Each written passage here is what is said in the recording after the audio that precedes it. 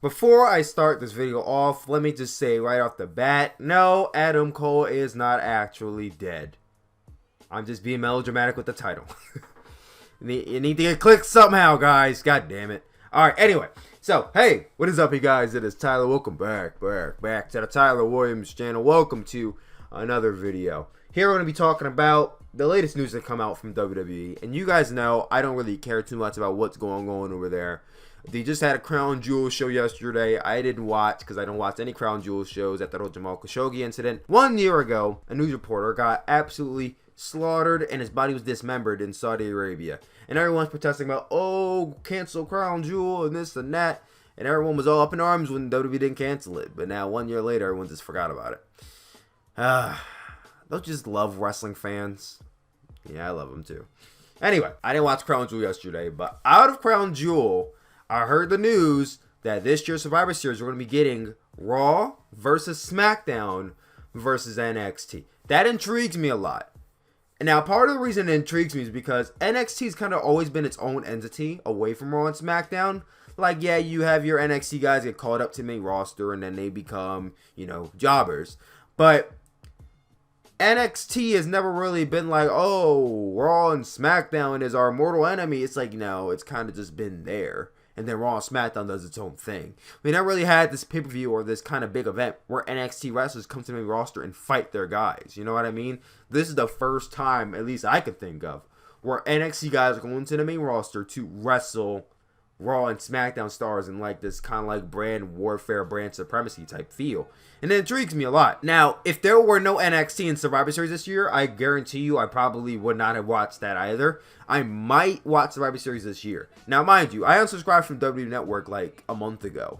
So I don't have the network anymore. So I'm probably going to have to go through my friend or something else in order to watch it. But I don't know. With me reviewing the Wednesday Night Wars, I feel like I kind of have to watch Survivor Series at this point. But that being said, I titled this video RIP Adam Cole because if we're getting NXT versus Raw versus SmackDown and we've been getting this whole Universal Champion versus WWE Champion thing every single year, it seems like the one-way ticket we have right now is going to be The Fiend as WWE Champion versus, wrong title. You see, I got it confused because The Fiend is on SmackDown, but he's the Raw Champion. So it's kind of confusing to me. So let me retract that back. We had The Fiend as Universal Champion, though he's a SmackDown guy. Brock Lesnar as the WWE Champion, though he is also a SmackDown guy. Versus Adam Cole, who is the NXT Champion. Now this, obviously, is not going to work as of right now. Because like I said, The Fiend is a SmackDown guy. And he's the Raw Champion. So one of two things is going to have to happen. Either A, they're going to have to draft The Fiend to Raw. Because, Raw still has some major, what do they call it? Some major announcements, some major draft pick, trade, whatever the hell. Raw still has one. Or SmackDown, I don't know what the fuck. I don't pay attention to this shit. They could do a trade of some sort. They put The Fiend on Raw. Since he is the Raw Champion right now. Or what they can do is they can keep The Fiend on SmackDown and I guess change the title blue, which I'm not in favor for. I hate the red strap. I think the blue strap might even look more stupid. And somehow have Brock Lesnar go to Raw. I don't know how they're going to figure that out. That's the issue you have with a brand split and having a Raw star versus a SmackDown star for the Raw Championship. Now your Survivor Series concept is going to make any sense, at least initially. But if we're going off a champion versus champion feel, it would be Adam Cole versus The Fiend versus Brock Lesnar. Now, The Fiend versus Brock Lesnar would have been a big wow, like a big cluster to do. You can imagine doing The Fiend versus Seth Rollins in Hell in a Cell match, and then The Fiend somehow doesn't win that match, and everyone's talking about how they killed off The Fiend. Well, a month later, they put the title on The Fiend. So now, everything's just all good.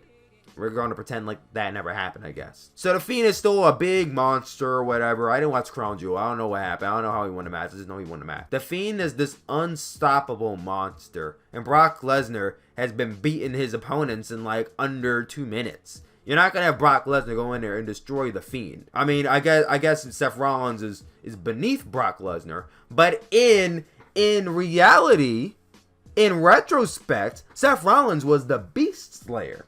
Seth Rollins has beaten Brock Lesnar, not once, but twice this year. Clean. Both times. Well, I guess the one time he did kick him in the nuts like 4 different times. He's beaten Brock Lesnar twice this year. So if Seth Rollins could beat Brock Lesnar twice, and managed to beat The Fiend, well, I guess he didn't beat, I don't know, and managed to survive The Fiend in Hell in a Cell, there is no way that The Fiend should lose to Brock Lesnar. So if you ask me, if this was a singles match, The Fiend will win. But with Adam Cole in the match, what could happen? Oh, obviously Adam Cole's taking the pin. I'm sorry. There is no way you're doing a match with these two monsters like The Fiend and Brock Lesnar, and Adam Cole is not in here to take the pin. If you ask me, they might have even done this scenario, this triple threat brand warfare scenario, so that way Adam Cole could take the pin. Now, what I think they will do is that they will have Undisputed Era interfere in the match as much as possible, because that's the only way you can have him possibly, you know, actually phallicize the idea of him winning this match, that you have like 3 men on his side, you know, beating up Brock Lesnar and The Fiend. Maybe segregate one guy away from the match and have the 4 gang up on the other.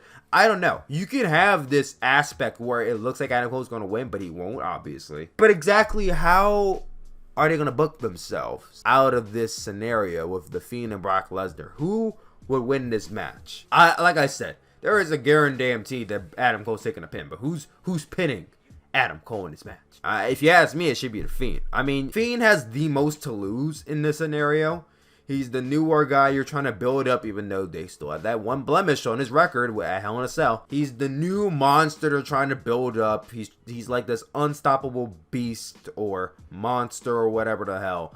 Brock Lesnar's been around for a long ass time. This isn't for the WWE Championship. He's taken losses before. Let's not forget, Brock Lesnar lost to Goldberg in like 21 seconds 3 years ago. I think he'll be fine if he didn't get pinned in this match. So if you ask me, The Fiend should pin Adam Cole in this match. I mean, if you want to take a step further, you could pin Brock Lesnar, but I'm not counting my chickens on that one, or counting my eggs, whatever the hell the slogan is. Now, there's many other scenarios you could go with. NXT versus Raw versus SmackDown. I know everyone's talking about the whole idea of Shayna Baszler versus Bayley versus Becky Lynch, and that sounds like a really great match.